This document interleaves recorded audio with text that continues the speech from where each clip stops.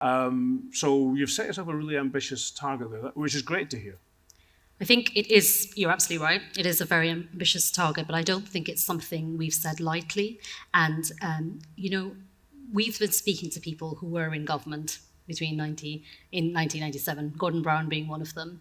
And at the time, the economy grew at 2.3% per year. And he said to me, it was absolutely fundamental to growing the economy that he had a strong relationship between state and the private sector. So the covenant between government and private sector for us is becoming more and more important. And he's talked about that a lot to us. So you're right that it's ambitious. We also, I don't know, probably run out of time, but we didn't touch on the fact that we wanted to also use AI. I'll just quickly talk about that. But in my brief specifically, we're looking at how do we use AI as a force for good for doing things like open banking, open finance, financial inclusion. How do we tackle that? That's one of the priorities that we have.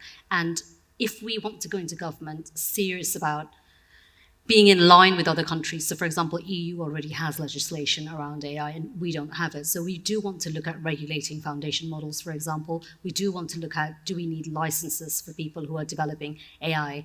And we feel like if we use AI productively and morally as well, that's something that will help us reach that very ambitious target. But you're absolutely right. You're right to say that it's ambitious.